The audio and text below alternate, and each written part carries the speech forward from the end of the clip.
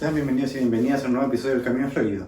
Muchas gracias a los casi ya 200 suscriptores del canal.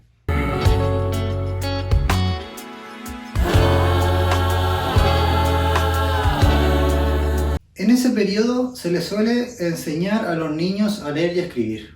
Cada vez más la educación tradicional ha tomado conciencia de lo nocivo que eso es, por los estudios que muestra la misma neurociencia.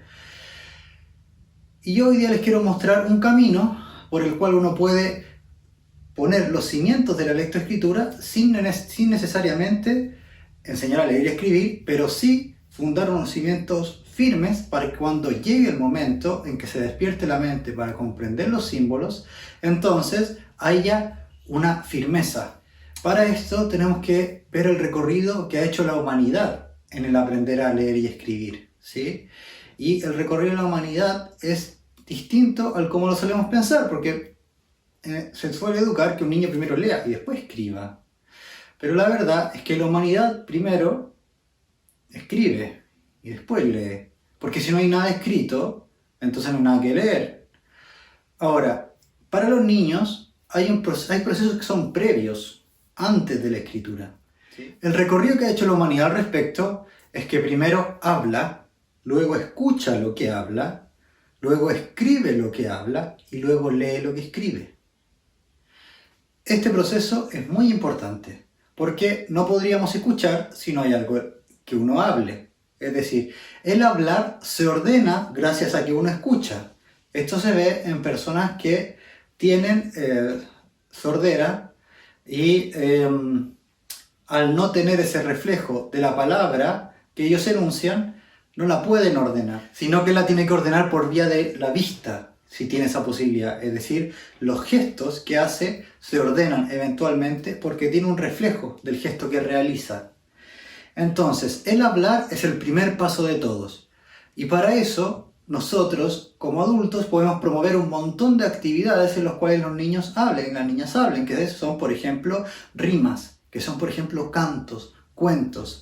Que los niños, uno le cuenta un cuento a un niño menor de 7 años durante un mes completo o más de 21 días para que se haga un proceso fundamental en la lectoescritura, que es el proceso de formar imágenes internas. El formar una imagen interna es algo que los niños todavía no hacen. Por eso los cuentos que nosotros les contamos es ideal que tengan un dibujito, obviamente no así de complejo, sino que en realidad unos trazos, pero que se vaya armando una difuminada imagen de lo que en el cuento se dice, por ejemplo. Eso entrena una capacidad que es el formar una imagen interna. Y el formar una imagen interna es lo que está a la base de la lectoescritura. Entonces, le contamos el cuento durante un montón de tiempo, pero además, y gracias a eso, mejor dicho, los niños luego ya se lo saben, el cuento, lo que viene, y comienzan a recitar y a hablar ordenadamente. No hay que tener temor que a los niños les digamos palabras que no entienden. Nosotros les podemos decir palabras que no entienden, ¿sí? Palabras complejas, no hay que tener temor a eso. Ellos se la van a aprender mejor, de hecho, si esa palabra compleja está dentro de un contexto que entiendan, como es el contexto de un cuento. Luego de eso viene el escuchar. El hablar requiere un ritmo. Si yo no tomo un ritmo y si hablo arrítmicamente, con el escuchar me doy cuenta de la disonancia que eso produce.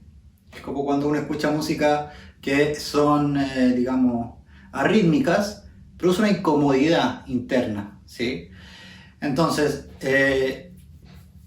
los niños, para el siguiente paso entre el hablar y el escuchar hay ejercicios que son hermosísimos.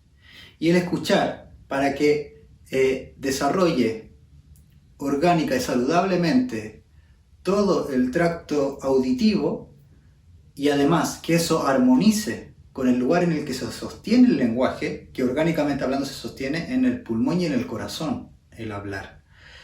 Entonces, el pulmón y el corazón tienen un ritmo que en los niños todavía no está establecido, pero en el adulto sí.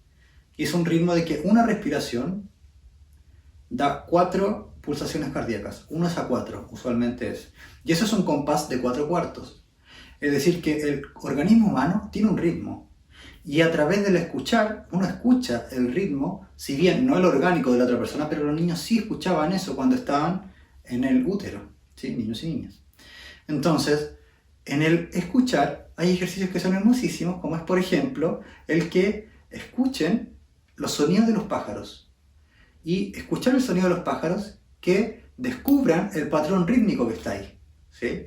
Pueden, por ejemplo, aplaudir en el momento en que creen que va a venir el sonido del pájaro de nuevo. Porque si uno ha hecho este ejercicio se da cuenta que los pájaros arman canciones porque cada uno repite un ritmo particular. Y también los gallos, por ejemplo. Uno escucha un gallo y le canta al otro que está ahí, y el otro responde, y se toman un tiempo para responder, como que elaborar a la respuesta, pero siempre al mismo tiempo.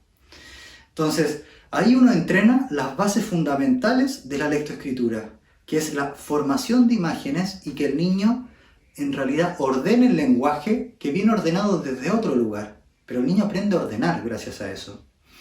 Y ahí arma imágenes por la repetición de ese lenguaje, por la repetición de esas palabras. Entonces eso da una base para que el niño posteriormente comprenda lo que lee. Hoy día hay una cuestión horrible en los colegios, que es la velocidad lectora. Y después vemos que no entienden lo que leen. Y no entienden lo que leen porque no está esta base. Y se pretende que logren la velocidad. Pero no tiene sentido la velocidad si en realidad lo que leen no les llega. Y para que les llegue tienen que tener una capacidad de formarse imágenes muy rápido. El formar imágenes tiene el nocivo enemigo de las imágenes dadas. Imágenes dadas que no son humanas.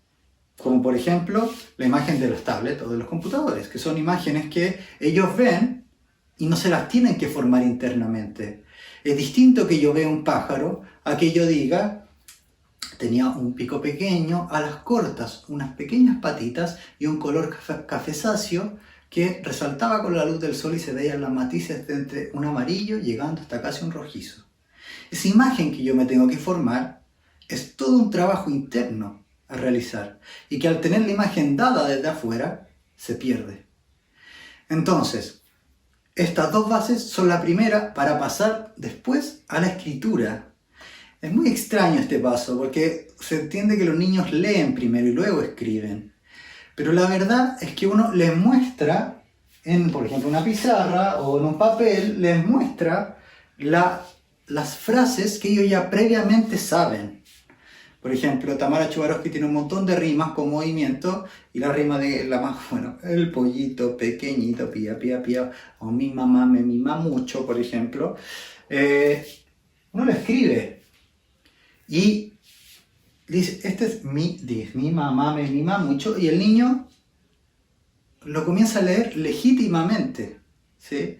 Pero él, digamos, es muy importante que en lo que escribe, eso que escribió, el niño percibe que ya lo conoce. No escribe cosas que son cuestiones como que vienen de un libro que está fotocopiado para todos por igual, sino que son cosas que en su mundo tienen un sentido y tienen una vivencia. Así la escritura es tomada como algo que lo acerca al mundo humano calórico. Es decir, hay un calor, hay un cobijo por el cual entrar al mundo humano. Y luego cuando adviene la escritura, cuando adviene la lectura se va a tomar de todo este pasado de formar la imagen, de tener un ritmo. Todo eso, la lectura luego se va a fundir y a fundamentar en esos pisos. Y cada una de las cuestiones que nosotros les transmitamos para lograr la lectura tiene que estar primero dotado de lo que es lo humano. Porque la lectura no es un proceso mecánico. La lectura es un proceso de dar vida a aquello que está quieto, a lo que está muerto. Esas letras, si yo no las leo, están ahí muertas. Pero por el hecho de que yo las leo, adquieren vida. Quizás no en el libro, pero sí en mí. Y eso es un proceso maravilloso al cual nosotros le hemos perdido el sentido por darle el valor a la velocidad lectora, ¿sí? Entonces, si bien uno tiene que leer relativamente rápido, posteriormente, no podemos obviar el hecho de que la lectura tiene un papel central en la constitución subjetiva de un ser humano. Y por eso, cuando nosotros le entregamos el regalo de: mira, la humanidad ha logrado esto, ha logrado pasar de lo oral a lo escrito, y ahora cada persona puede traer de vuelta eso que está escrito en sí. y puede leerlo y cada uno lo va a interpretar de una manera distinta quizás. Pero ahí es donde está lo humano, que es de uno en uno. No es para todos por igual, no es uniformado lo humano. Por eso cuestiones como por ejemplo las canciones, los ritmos, es fundamental para la lectoescritura. Porque todo nuestro hablar es rítmico. Claro, yo no me doy cuenta porque yo con gente que hablas relativamente igual, pero voy a otro país y me dicen, el chileno habla más rápido y el carajo, no se le entiende nada. Pero yo voy a, que sea, a México y hablan tan lento los mexicanos, pero encuentro tan lindo como hablan, pero tan lento.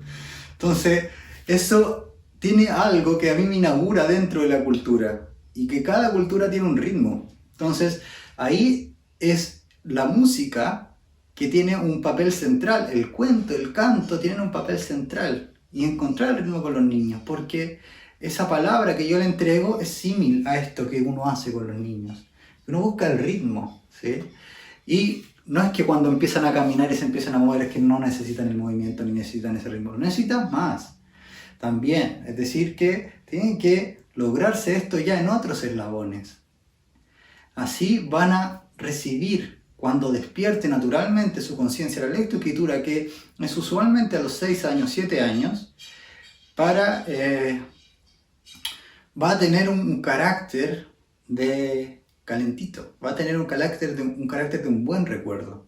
No el recuerdo traumático de que tenía que leer porque me sacaba notas como el forro y que encima mi mamá se enojaba conmigo porque sacaba notas como el forro, ¿sí?